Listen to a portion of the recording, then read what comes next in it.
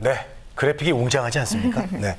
자, 이번 순서는 한 명의 취업 준비생을 한 달 안에 취업의 짱으로 만들어드리는 시간입니다. 일취월장입니다. 네, 일취월장을 이끌어주시는 코치님이 계시죠. 네. 네, 일취월장의 1대1 끝장 코치님 소개하겠습니다. 네. 커리어 101의 임기만 대표님 나오셨어요. 안녕하세요. 네, 안녕하세요. 반갑습니다. 반갑습니다, 대표님. 네, 임기가 점점 길어지는 그런 느낌이 들고 있습니다. 네. 잘 알고 계십니까요? 예, 자, 일취월장 벌써 3명의 졸업자를 저희들이 배출을 했습니다. 네. 자, 오늘은 일취월장을 진행하면서 저희들이 이제 미처 말하지 못했던 그런 컨설팅에 대해서 한번 얘기해보는 시간을 갖도록 하겠습니다. 맞습니다. 어떻게 보면 중간 이게 총 정리해보는 그렇죠. 그런 시간이라고 네. 볼 수도 있겠는데 상반기 취업을 준비했던 두 분이 있었습니다. 앞서서. 그리고 얼마 전까지 또 공대 아름이었죠. 네. 우리 안지연 씨까지 해서 사연도 각각 좀 달랐잖아요. 네. 그래서 저희가 내세우는 컨셉도 좀 달랐었는데 이렇게 사연이 다르고 각자가 다르니까 상황이 다르니까요. 코칭 방법도 좀 달라졌겠어요? 예, 1기 황선준 학생과 2기 이도민 학생 같은 경우에는 본인이 무엇을 하고자 하는지 직무가 명확했었죠. 그리고 떨어져 본 경험도 많았죠. 그렇죠. 그러다 보니까 면접 위주에서 본인이 강조해야 될 강점 위주로 면접 전략 위주로 컨설팅을 진행을 했다면 네. 3기 안지연 씨 네. 같은 경우에는 어떻게 보면 본인이 적성이 무엇이고 어떠한 강점을 가지고 있는지를 갖다 파악하는데 좀 더 어려웠어요. 그러다 보니까 취업 전략 위주로 코칭을 했었습니다. 네, 그렇군요. 자, 이렇게 그래요. 세 분을 코칭하고 나서 우리 또 임기만 대표님께서 또 느낀 점들이 또 많으셨을 것 같은데 거기에 대해서 좀 오늘 하실 얘기가 있으시죠? 예. 네. 그래서 오늘은 NCS 기반의 채용과 관련이 요즘 대두가 되고 있는데요. 그래서 이와 관련한 역량 기반의 자기소개서 작성법에 대해서 얘기를 하고자 합니다. 네. 그동안 매번 우리의 방송 시간이 17분에서 20분으로 좀 짧았죠. 그렇죠. 근데 이제 학생들의 관심은 이제 하반기부터 더 본격화되고 있는 NCS에 대해서 더 관심이 많은데 네. 이에 관련해서 역량 기반 자소서는 어떻게 써야 되는지에 대해서 집중적으로 좀 다뤄보고자 합니다. 네. 그렇군요. 네. 일취월장 시간에 주인공 한 명이 나오면 4주간 저희가 코칭을 해드리지만 방송 시간은 짧지만 틈틈이 해주시잖아요. 네. 그럼 가장 좀 공들여 주신다 생각했던 부분이 바로 자기소개서 부분입니다. 그렇죠.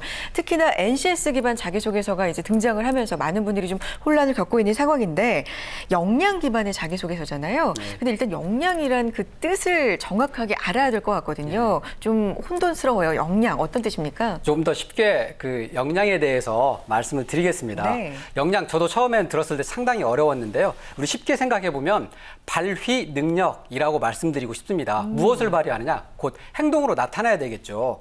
그래서 역량은 다시 한번 말씀드리면 우수한 성과자, 다시 말하면 일을 잘하는 사람들이 보여지는 그 사람들이 가지고 있는 지식이라든지 스킬이라든지 행동 특성들이 하나의 능력이라고 할 수 있고 이러한 지속적인 패턴들이 역량이라고 말씀드릴 수 있습니다. 네. 다른 말씀을 또 드린다면 뭐 자동차 그 판매 영업사원들 같은 경우에는 자동차를 판매를 잘하는 우수 성과자가 있을 거 아닙니까? 그러한 우수 영업사원들이 보여주는 영업에 대한 지식이라든지 노하우, 스킬, 또한 고객을 대하는 행동 특성들에 대한 우수한 능력, 이러한 것들을 역량이라고 말씀드릴 수 있겠네요. 네. 다른 말로 말씀을 드리면 학생들에게 저는 어려우니까 네. 자, 행동으로 보여지는 강점이다 라고 말씀드리고 싶습니다. 정리가 쉽게 되는데요. 예. 네, 강점. 네, 행동으로 보여지는 강점. 발휘 네. 능력. 그렇죠. 네. 자, 그렇다면 이제 이 역량을 기반으로 쓴 자소서는요.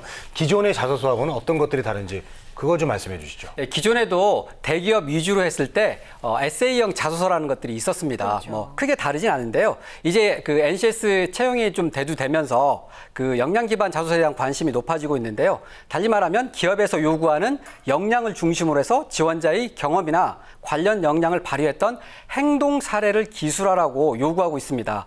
이에 반해서 기존 일반형 자소서 같은 경우에는 성장 과정, 학교 생활, 성격의 장단, 지원 동기, 입사 후 포부와 같이 어떻게 보면 지원자의 생애 이력 중심으로 기술을 요구했었거든요. 이런 부분들이 조금 차이라고 보시면 될 것 같습니다. 네, 네. 그렇군요. 알겠습니다. 뭐 자기소개서도 그렇고요. 면접도 그렇고요. 항상 이 기업에서 이런 걸 우리한테 요구하는 그 속내를 알아야 우리가 네. 좀 전략을 세워보기가 쉬워질 텐데 정부나 기업에서 직무 능력 표준, NCS도 그렇고요. 뭐 역량을 강조하는 것도 그렇고 이런 걸 좀 강조하는 분위기로 가고 있는 이유가 있겠죠? 예, 이제 어떻게 보면은 이제 스펙이 곧 유능함으로 연결이 안 된다는 것들은 대기업에서는 이미 알고 있어요. 네. 그럼에도 불구하고 학생들은 잘못된 직무와는 상관없는 스펙에 대한 과몰입 현상이 발생하고 있거든요.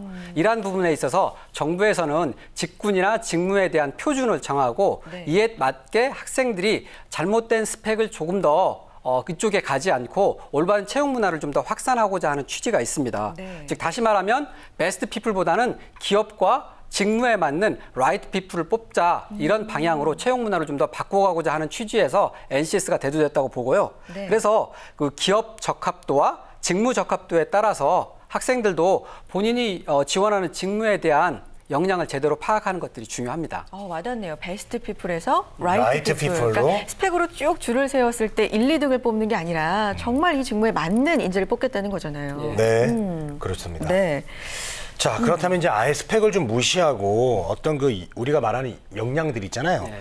그런 경험만 좀 많이 하면 되는 건지 단순하게. 그러게요. 거기에 대해서 또 궁금함을 또 표할 수밖에 없습니다, 네. 저는. 예. 학생들이 그 NCS에서 잘못 오해하고 있는 부분들이 그 부분이라고 생각합니다. 초기에 그 스펙 초월이라고 해서 스펙을 아예 보지 않겠다는 의미는 아닙니다. 그 스펙 중에서도 그 직무에 요구되는 필수 자격 요건들이 있거든요. 네. 예. 예를 들면 전자공학 전공이라고 한다면 전공과 관련한 직무에 그 취업을 원한다고 한다면 그 직무 관련한 기사 자격증이라든지 또는 이에 준하는 전공 필수 지식을 갖추고 있어야 됩니다. 그래서 정부에서도 NCS 소개 초기에 스펙 초월 NCS 채용이라고 얘기를 했다가 학생들이 이런 오해를 하니까 오히려 능력 중심의 NCS 채용이라고 조금 더 강조점을 이동하고 있습니다. 네. 그러니까 스펙 초월이라 그래서 무조건 스펙을 다 안 본다 이런 게 아니라 오히려 그 직무와 직접적인 연관이 된 어떤 자격증이라든지 이런 것들은 중요하게 볼 수도 있다. 지금 이렇게 정의를 해주셨는데 이렇게 새로운 게 등장할 때마다 항상 드는 생각은 우리 취업 준비생들에게는 또 다른 부담거리가 아닌가 이런 얘기들이 나올 수밖에 없는 상황입니다. NCS 또 다른 부담이 아닐까요? 직접적으로. 네. 제도 도입 초기다 보니까 학생들이 어려워하고 있는 것은 사실입니다. 하지만 저는 제 개인적으로 봤을 때 네. 긍정적인 방향은 앞으로 직무 중심, 능력 중심으로 갈 것이다. 또한 이러한 것을 선도하는 부분들이 공공기관이거든요. 자, 그래서 저도 며칠 전에 NCS 사이트를 직접 방문해서 정보를 탐색한 적이 있습니다. 네. 그걸 보고 저도 좀 깜짝 놀랐던 부분들이 있는데요. 이제 왜냐하면은 그 NCS 사이트에서 각 직종에 대한 대분류, 직분류, 소분류 또 세분류까지 세세하게 직무 내용을 파악할 수가 있었고 그렇더라고요. 과거에는 저도 개인적으로 인터넷을 여러 군데를 서칭을 했는데 이제는 그 NCS 사이트 하나만 보더라도 그 직무에서 무엇을 요구하는지 확실하게 정보를 집약해서 볼 수가 있습니다. 네. 알겠습니다. 자, 역량과 그에 따른 채용 변화 방향에 대해서 이제 이해를 좀 해봤습니다. 네. 자, 역량 기반 자소서가 이제 경험을 중요시한다라고 했는데 얼마 전에 이제 제 후배가 좀 후배라기보다는 굉장히 어린 친구인데 본인이 이제 경험이 없대요. 그래서 이제 경험을 없기 때문에 어떻게 써야 되냐 물어보더라고요. 그래서 제가 너 도대체 혹시라도 뭐 조그만 경험이라도 없냐 그랬더니 그냥 숨 쉰 경험밖에 없다고. 숨쉬기 하는 경험을. 그래서 제가 숨도 잘 쉬어야지 건강에 좋다고. 숨을 잘못 쉬면 또 이게 건강에 안 좋거든요. 그래서 숨을 제대로 쉰 경험을 한번 써봐라. 제가 이렇게 얘기를 했었는데 이렇게 경험이 없는 지원자들은 어떻게 자소서를 써야 될까요? 많은 고민일 거예요. 이런 네. 분들은. 물론 경험이 없으면 쓰기가 힘든 게 역량 기반 자소서라고 할 수 있습니다. 하지만 제가 그동안 누누이 말씀드렸듯이 경험이 없는 게 아니라 찾지를 못하는 거겠죠. 제대로 찾아본 경험이 없으니까. 네. 그러니까 단순히 머릿속으로 직관적으로 찾고자 한다면 잘 떠오르지 않을 겁니다. 그래서 그동안 그 1기, 2기, 3기에서 우리 일치월장에서 다루었지만 경험맵을 한번 활용해 보라고 했었잖아요. 네. 고등학교 또는 대학교에서 본인이 수강했던 과목들이라든지 아르바이트, 봉사활동 아니면 프로젝트 경험까지 세세히 떠올려 본다면 거기에서 유효한 경험을 3-4가지는 찾을 수 있다고 봅니다. 네. 만약에 이 방송이 조금 더 경험맵이란 단어가 생소하시다면 우리 여기 한국직업방송에서 운영하는 취업의 전설이라는 네이버 카페가 있잖아요. 그렇죠. 거기에서 네. 그 방송 다시 보기를 하시면 이해가 되실 것 같습니다. 맞습니다. 또 좋은 정보 주셨고 앞서서 우리 일취월장 지원자분들도 경험맵을 다 써봤잖아요. 정말 그거를 옆에서 지켜보면서 지원자분들은 아주 작은 경험, 아주 사소하고 하찮다라고 생각했던 경험도 네. 나중에 자기소개서로 굉장히 잘 녹아드는 걸 좀 놀랍게 지켜본 경험이 있는데 자 이렇게 경험맵을 작성을 했습니다. 그렇다면 이걸 바탕으로 근간으로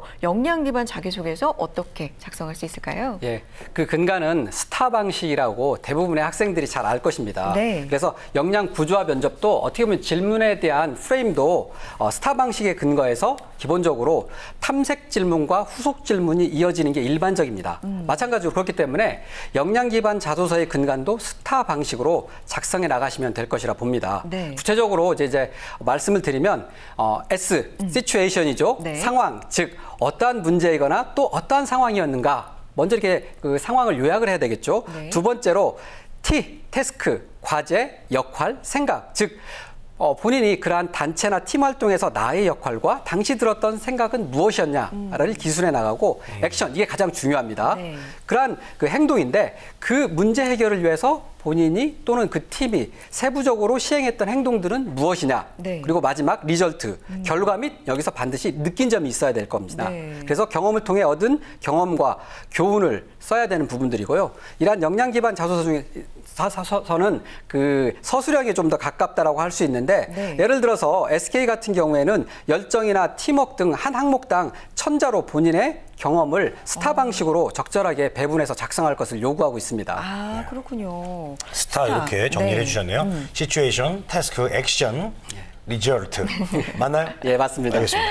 자, 이런 것들을 어떻게 이제 적절하게 배분을 해야 되는지 그거 좀 설명 또 들어보겠습니다. 네. 예, 우리 스타 방식이 상황, 역할, 행동, 결과라고 했는데 자 기술 방식에서는 약간 조금 더 주의를 기울여야 될 부분들이 있습니다. 상황과 역할보다는 행동과 결과, 즉 액션과 리절트 부분에서 더 중점을 두고 상세하게 기술하는 것들이 필요합니다. 네. 상황을 너무 자세하게 기술한다거나 지원자의 어떤 그 행동을 요구하는 데 반해서 본인의 어떤 그 상황 묘사에서 그치는 경우들이 있거든요. 네. 그런 부분에 있어서 기업은 그 지원자가 과거의 상황에서 어떠한 행동을 했는지를 보고자 하는데 이게 안 맞을 수 있거든요.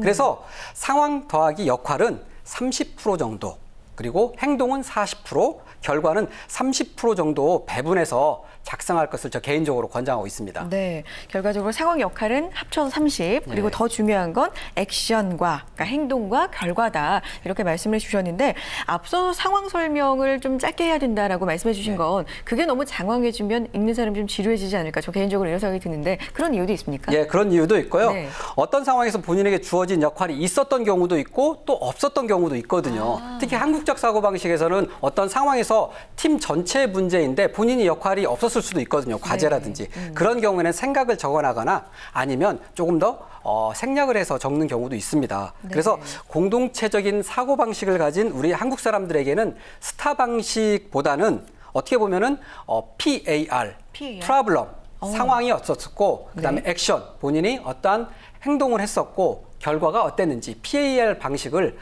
활용해서 쓰기도 합니다. 아, 태스크가 정도가 빠졌네요. 예, 네, 그러네요. 자, 스타 방식, 파 방식. 네. 네. 그 옛날에 완전 파야 이거 했던 갑자기 그게 생각이 나는데. 폴크로도 파 있습니다. 네.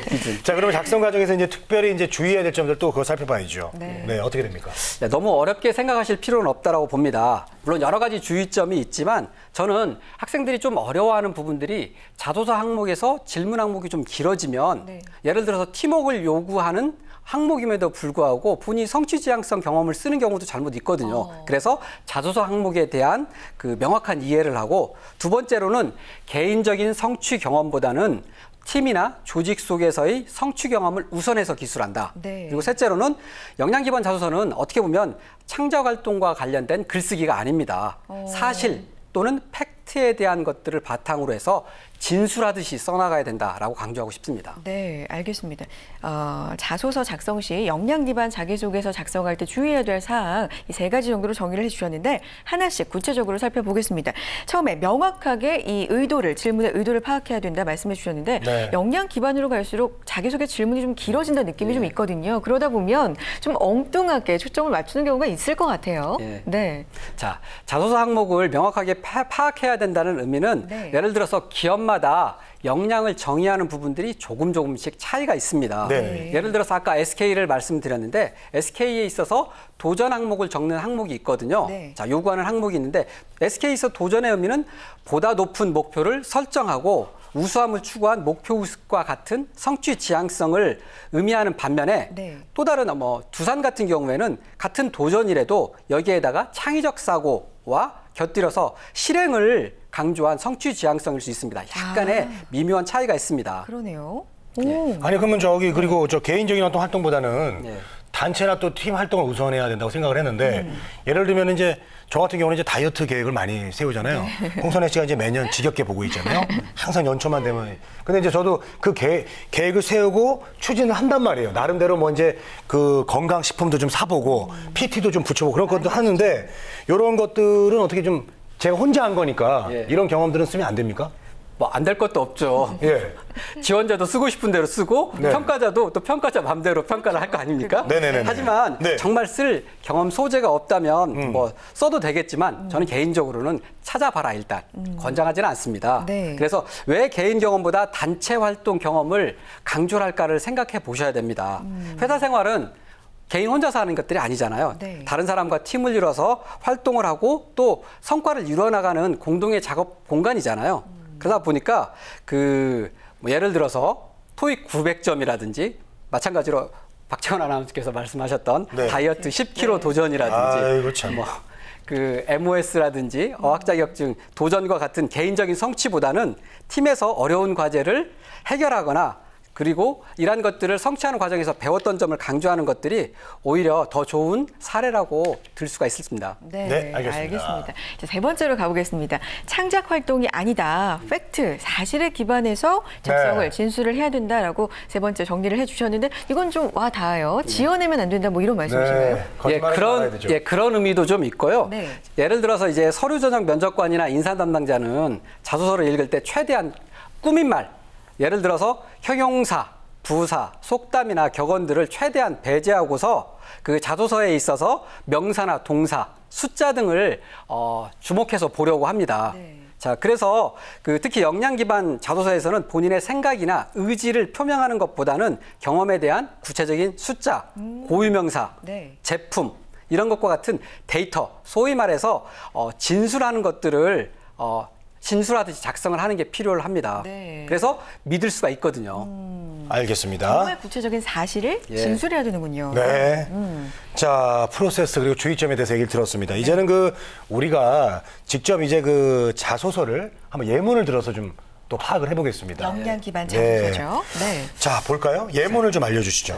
예문보다는 먼저 예문을 말씀드리기에 앞서서 네. 그 가이드를 한번 좀 살펴보는 게 좋을 것 가이드 같습니다. 볼까요? 네. 예, 창의적 사고와 관련해서 여러 가지 어떤 역량이 있지만 자, 이러한 가이드를 알고서 예문을 본다면 더 이해가 더 쉽게 될 것 같아요. 네. 자, 창의적 사고에 대한 의미는 가치 증진을 위해서 익숙한 상황이나 패턴, 행동에서 벗어나서 자유롭고 참신한 해결책을 찾아낸다는 생각인데 쉽게 말하면 우리가 창의성 하면 학생들이 너무 어려워하거든요. 이건 어떻게 보면은 상자박 사고를 시도해봤다, 접근해봤다라고 말씀하는 게 맞고요. 네. 자, 작성 포인트는 너무 큰 것으로만 접근할 필요는 없습니다. 작은 것부터 생각의 전환과 실행을 강조하고 특히 이러한 자소서에 있어서 이런 단어들이 좀 더 들어갔으면 좋겠어요. 현상 분석 및 개선, 브레인스토밍, 아이데이션, 네. 메모나 정리, 뭐 다른 방법에 대한 제안 또는 다른 방법으로 접근을 시도했다. 그리고 실험 정신, 그리고 관심이나 호기심, 업무 매뉴얼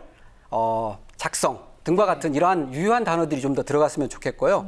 그래서 관련 활동으로는 아르바이트 시 고객 불만 사례에 대한 원인을 파악해보고 제안해봤다든지 네. 아니면 판매 부진에 대한 원인 파악 후 이러한 것들을 제안하고 실행했다라는 부분이라면서부터 본인이 어떤 전산 작업에 있어서 수작업을 매뉴얼화 해봤다. 이런 부분들이 좀 더 창의적 사고와 관련된 경험이라고 말씀드릴 수 있습니다. 그렇군요. 네. 자, 그럼 저희가 좀 이해를 빨리 도울 수 있도록 예문을 좀 바로 볼까요? 네, 이 가이드를 바탕으로 어떻게 네. 실제로 작성이 어떻게 되는지 됐을까요? 보겠습니다. 결과로 네, 보시죠. 보겠습니다. 작은 변화 시도와 소비자 불만 30% 감소입니다. 내비게이션 제조기업에서 3개월간 품질 검사 아르바이트를 하면서 소비자 불만을 30% 감소시킨 경험이 있습니다. 이 경험을 통해 작은 변화와 시도의 중요성과 다른 각도로 문제 접근하는 습관을 기를 수 있었습니다. 오. AS 제품은 본 제품 외에 구성품 분실 및 오발송 비율이 높았고 이는 소비자 불만과 부가 비용을 발생시켜 고객 지원실의 고질적인 문제였습니다.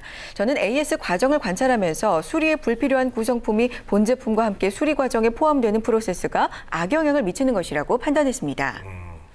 이에 구성품을 본 제품과 분리하여 관리할 것을 건의했습니다. 구성품의 접수 번호를 부여해 본체 수리 완료 후 함께 포장해서 발송했습니다.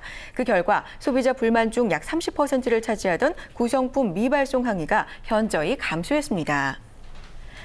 이러한 개선 제한 경험을 바탕으로 A전자 입사 후 품질 관리 업무 수행 시 신속하게 문제의 원인을 찾아 동일한 상황이 발생하지 않도록 예방, 시정 조치하겠습니다. 라는 건데 이렇게 아까 보여주신 가이드를 바탕으로 실제 이렇게 쓰는 거군요. 예. 네. 마찬가지로 스타 방식대로 순서대로 정리해보고 그러한 경험에서 무엇을 얻었는지 두 갈씩 그리고 이러한 경험들이 입사 후 어떻게 기여할 것인지 순서대로 작성한 다음 마지막에 소제목을 작성하는 것이 좋습니다. 알겠습니다. 네. 오. 자, 이렇게 작성 양식에 따라서 보니까 정말 이해가 빠르네요. 맞습니다. 네. 오늘은요, 특별하게 역량 기반 자소서 어떻게 쓸 것인지 과정부터 예문까지 자세하게 살펴봤습니다. 네. 커리어 101의 임기만 대표님과 함께했습니다. 고맙습니다. 고맙습니다. 고맙습니다.